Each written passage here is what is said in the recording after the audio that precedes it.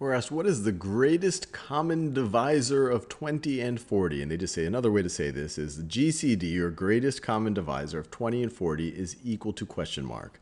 And greatest common divisor sounds like a very fancy term, but it's really just saying, what is the largest number that is divisible into both 20 and 40?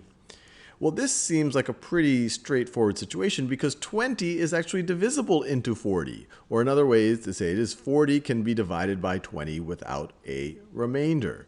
So the largest number that is I guess you could say a factor of both 20 and 40 is actually 20. 20 is 20 times 1, and 40 is 20 times 2. So in this situation, we don't even have to break out our paper. We can just write 20. Let's do a couple more of these. So we're asked, what is the greatest common divisor of 10 and 7? So let's now break out our paper for this. So our greatest common divisor of 10 and 7. So let me write that down. So we have 10. We want to think about what is our GCD of 10 and 7. And there's two ways that you can approach this. One way, you can literally list all of the factors, not prime factors, just regular factors of each of these numbers and figure out which one is greater.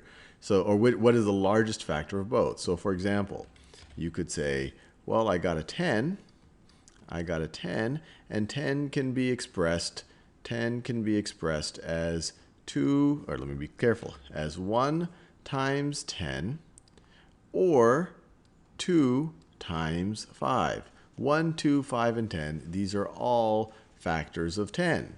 These are all, we could say, divisors of 10. And sometimes this is called greatest common factor.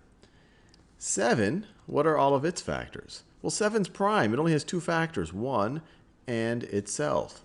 So what is the greatest common factor?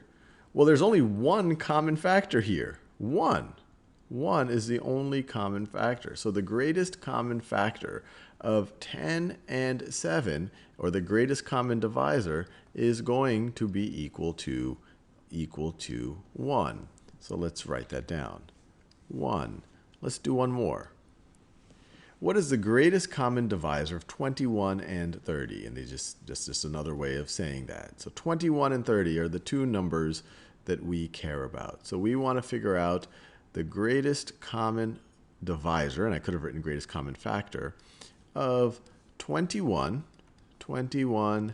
and 30. So once again, there's two ways of doing this.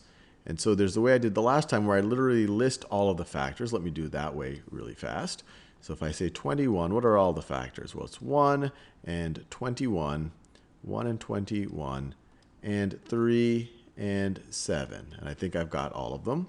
And 30 can be written as 1 and 30, 2 and 15, and 3. Actually, I'm going to run out of them. Let me write it this way. So get a little more space. 1 and 30, 2 and 15, 3 and 10, and 5 and 6. 5 and 6. So here are all of the factors of 30. And now, what are the common factors? Well, 1 is a common factor. 3 is also a common factor. But what is the greatest common factor, or the greatest common divisor? Well, it is going to be 3. So we could write 3 here. Now, I keep talking about another technique. Let me show you the other technique, and that involves the prime factorization. So if you say the prime factorization of 21, well, let's see, it's divisible by 3. It is 3 times 7. And the prime factorization of 30 is equal to, let's see, it's 3 times 10, and 10 is 2 times 5. So what are the most factors that we can take from both 21 and 30 to make the largest possible numbers? So when you look at the prime factorization, the only thing that's common right over here is a 3. And so we would say that the greatest common factor, the greatest common factor or the greatest common divisor of 21 and 30 is 3. If you saw nothing in common right over here, then you would say the greatest common divisor is 1. Let me give you another interesting example just so that we can get a sense of things. So let's say that we had, let's say these two numbers were not 21 and 30, but let's say we care about the greatest common divisor, not of 21, but let's say of 105 and 30. 105 and 30. So if we did the prime factorization method, it might become a little clearer now. Actually figuring out, hey, what are all the factors of 105 might be a little bit of a pain. But if you do a prime factorization, you'd say, well, let's see, 105, it's divisible by 5, definitely.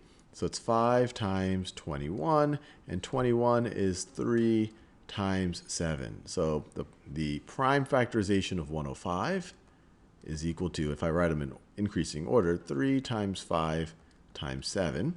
The prime factorization of 30 we already figured out is 30 is equal to 2 times 3 times 5. So what's the most number of factors or prime factors that they have in common? Well, these two both have a 3, and they both have a 5. So the greatest common factor or greatest common divisor is going to be a product of these two. In this situation, the GCD of 105 and 30 is 3 times 5 is equal to 15. So you could do it either way. You could just list out the traditional divisors or factors and figure out which of those is common and is the greatest. Or you can break it down into its core constituencies, its prime factors, and then figure out what is the largest set of common prime factors, and the product of those is going to be your greatest common factor. It's the largest number that is divisible into both numbers.